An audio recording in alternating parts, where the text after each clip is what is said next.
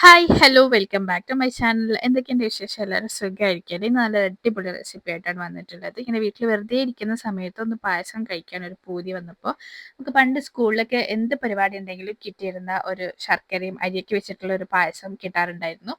അതൊന്ന് റെഡിയാക്കി എടുക്കാൻ തോന്നി. ഇപ്പോഴും പല സ്കൂളിലും ഈ ഒരു പായസം തന്നെയാണ് ഉള്ളത്. ചില സ്ഥലത്തൊക്കെ മാറിയിട്ടുണ്ട്. എന്തായാലും നല്ല അടിപൊളി ടേസ്റ്റാണ് ആ പായസത്തിന്. അപ്പോൾ നമുക്കതൊന്ന് ട്രൈ ചെയ്ത് നോക്കാം.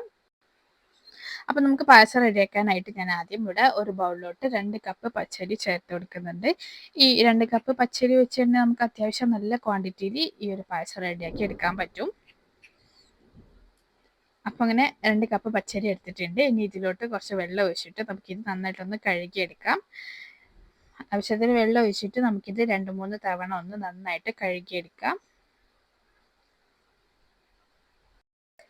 അങ്ങനെ ഇത് നന്നായിട്ടൊന്ന് കഴുകിയെടുത്ത ശേഷം ഞാനിത് കുക്കറിലോട്ട് ചേർത്ത് കൊടുക്കുന്നുണ്ട്. അപ്പം ഞാനിത് കുക്കറിലാണ് ഈ ഒരു പായസം റെഡിയാക്കി എടുക്കുന്നത്. അതാകുമ്പോൾ നമുക്ക് പെട്ടെന്ന് റെഡിയാക്കി എടുക്കാനും പറ്റും. ഇനി നിങ്ങൾക്ക് സാധാരണ ചെമ്പിലൊക്കെ വെച്ചിട്ട് അടുപ്പിൽ വെച്ച് ചെയ്തെടുക്കുകയാണെങ്കിൽ അങ്ങനെ ചെയ്തെടുക്കാം. കുക്കറിൽ വെച്ച് ചെയ്തെടുക്കുകയാണെങ്കിൽ നമുക്ക് കുറച്ചുകൂടി വേഗത്തിൽ പെട്ടെന്ന് റെഡിയാക്കി എടുക്കാൻ പറ്റും. അപ്പോൾ നമുക്ക് ഈ റൈസ് വേവിക്കാൻ ആവശ്യമായിട്ടുള്ള വെള്ളം കൂടി ചേർത്ത് കൊടുക്കാം. പിന്നെ ഇതിലോട്ട് ഒരു ചെറിയൊരു സവാള കട്ട് ചെയ്തതും കൂടി ചേർത്ത് കൊടുക്കുന്നുണ്ട്. വേറെ ഒന്നും നമ്മൾ ഈ റൈസ് വേവിക്കുന്ന സമയത്ത് ചേർത്ത് കൊടുക്കുന്നില്ല.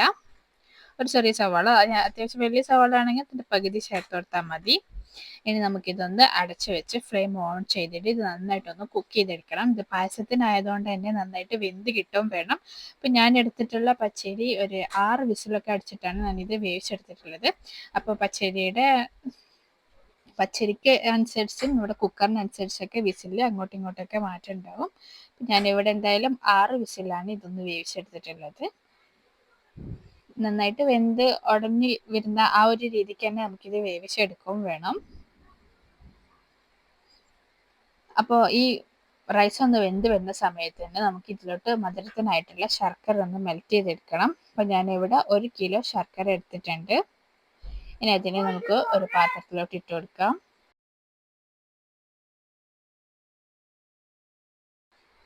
ഇനി ഈ ശർക്കരയിലേക്ക് 1 കപ്പ് വെള്ളം കൂടി ചേർത്ത് കൊടുത്തിട്ട് നമുക്കിത് നന്നായിട്ടൊന്ന് മെൽറ്റ് ചെയ്തെടുക്കാം.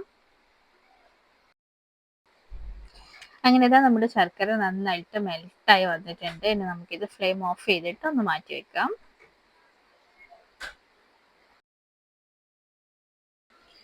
അപ്പോൾ നമ്മുടെ കുക്കറിൽ 6 വിസിലായിട്ടുണ്ട്. അതിൻ്റെ പ്രഷറൊക്കെ പോയതിന് ശേഷം ഞാനൊന്ന് തുറന്ന് നോക്കിയിട്ടുണ്ട്.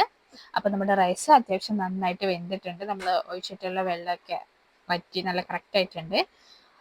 അപ്പോൾ ഇത് നമുക്ക് ജസ്റ്റ് ഒന്ന് ഒരു സ്പൂൺ വെച്ച് ജസ്റ്റ് ഒന്ന് ഉടച്ചെടുക്കാം. ഓവറായിട്ട് ഉടച്ചെടുക്കണമെന്നില്ല. അത്യാവശ്യം നന്നായിട്ട് വെന്തിട്ടുണ്ട്. അപ്പോൾ ജസ്റ്റ് ഒന്ന് ഉടച്ചെടുത്താൽ മതി. ഇനി ഇതിലോട്ട് ഞാനൊരു തേങ്ങയുടെ അരപ്പാണ് ചേർക്കുന്നത്. അപ്പോൾ അതിന് വേണ്ടിയിട്ട് ഒരു മിക്സി ജാറിലോട്ട് ഒരു തേങ്ങ ചിരവിയത് ചേർത്തെടുത്തിട്ടുണ്ട്. ഒരു മീഡിയം സൈസുള്ള തേങ്ങ ചിരവിയത് മുഴുവനായിട്ടും എടുത്തിട്ടുണ്ട്. സാധാരണ നമ്മൾ പായസത്തിൽ തേങ്ങാപ്പാലൊക്കെയാണ് ചേർക്കാറ്. അപ്പോൾ ഇതിന് കുറച്ചും കൂടി എളുപ്പത്തിന് വേണ്ടിയിട്ട് ഞാൻ തേങ്ങ അരച്ചിട്ടാണ് ചേർക്കുന്നത്. നല്ല അടിപൊളി ടേസ്റ്റും കൂടിയാണ്.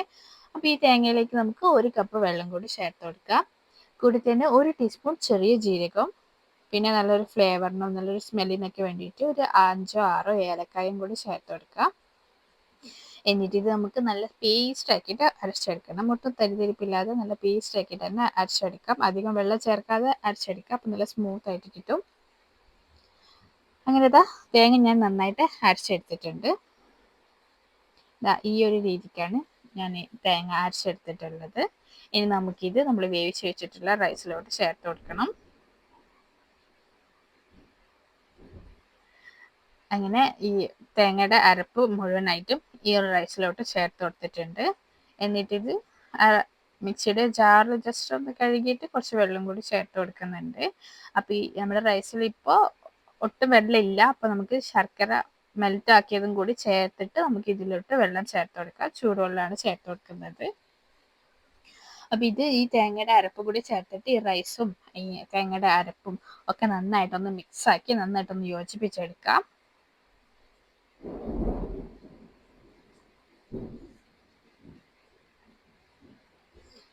അത് നന്നായിട്ടൊന്ന് യോജിപ്പിച്ചെടുത്ത ശേഷം പിന്നെ നമുക്ക് നമ്മൾ മെൽറ്റ് ചെയ്ത് വെച്ചിട്ടുള്ള ശർക്കര ചേർത്ത് കൊടുക്കാം. ശർക്കര അരിച്ചു കൊടുത്തിട്ടാണ് ചേർക്കുന്നത്. ഇനി നമുക്കിത് നന്നായിട്ടൊന്ന് മിക്സ് ആക്കി എടുക്കാം.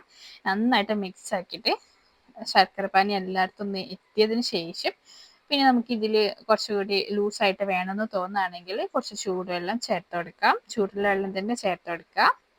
അപ്പം ഞാനിത് അത്യാവശ്യം നന്നായിട്ട് ഇളക്കി കുറച്ച് ചൂടുവെള്ളമൊക്കെ ചേർത്ത് നല്ല സെറ്റാക്കി എടുത്തിട്ടുണ്ട്. ഇനി ലാസ്റ്റ് ഇതിൽ ഒരു 4-5 ഏലക്കായും കൂടി ഒന്ന് ചതച്ച് ചേർത്ത് കൊടുക്കുന്നുണ്ട്. അപ്പോൾ കുറച്ചുകൂടി നല്ലൊരു ഫ്ലേവർ കിട്ടും. അപ്പം ഇതിപ്പോൾ ഞാൻ ഇവിടെ ഇനി വേറെ ഒന്നും ചെയ്യുന്നില്ല. അപ്പം നിങ്ങൾക്ക് വേണമെങ്കിൽ നെയ്യിൽ അണ്ടിപ്പരിപ്പും മുന്തിരിയൊക്കെ ഒന്ന് റോസ്റ്റ് ചെയ്തിട്ട് താളിച്ച് ചേർത്ത് കൊടുക്കാം. അപ്പം ഇതിപ്പോൾ ഈ ഒരു രീതിക്ക് കഴിക്കാൻ തന്നെ നല്ല അടിപൊളി ടേസ്റ്റാണ്. അപ്പോൾ പണ്ട് സ്കൂളിൽ നിന്ന് കഴിച്ചിട്ടുള്ളവരൊക്കെ ഉണ്ടെങ്കിൽ ഒന്ന് കമൻറ്റ് ചെയ്യുക. നല്ല ടേസ്റ്റ് ആയിട്ടുള്ള ഒരു പായസം നമുക്ക് ഇതുപോലെ റെഡിയാക്കി എടുക്കാം. ഇതൊന്ന് തിളച്ച് വന്നിട്ടാകുമ്പോൾ ഫ്ലെയിം ഓഫ് ചെയ്യാം. ഈ ഒരു പായസം ചൂടോടെ കഴിക്കാനാണെങ്കിലും ചൂട് തണിഞ്ഞൊന്ന് ഫ്രിഡ്ജിൽ വെച്ച് തണുപ്പിച്ച് കഴിക്കാനാണെങ്കിലും നല്ല അടിപൊളി ടേസ്റ്റാണ്. അപ്പം ഈ ഒരു പായസം കഴിച്ചിട്ടുള്ളവരുണ്ടെങ്കിൽ ഒന്ന് കമൻറ്റ് ചെയ്യുക. ഇതുവരെ ട്രൈ ചെയ്യാത്തവരുണ്ടെങ്കിൽ ഒന്ന് ട്രൈ ചെയ്ത് നോക്കുക. എന്നിട്ട് നിങ്ങളുടെ ഫീഡ്ബാക്ക് അറിയിക്കുക. വീഡിയോ ഇഷ്ടമായിട്ടുണ്ടെങ്കിൽ ലൈക്ക് ചെയ്യുക, ഷെയർ ചെയ്യുക. ചാനൽ സബ്സ്ക്രൈബ് ചെയ്യാത്തവരും ആദ്യമായിട്ട് കാണുന്നവരുണ്ടെങ്കിൽ നിങ്ങൾക്ക് ചാനൽ ഇഷ്ടമാവുകയാണെങ്കിൽ പ്ലീസ് ഒന്ന് സബ്സ്ക്രൈബ് ചെയ്ത് സപ്പോർട്ട് ചെയ്യുക. കൂടെ തന്നെ ചാനലിലെ മറ്റ് വീഡിയോസൊക്കെ കണ്ടു നോക്കുക.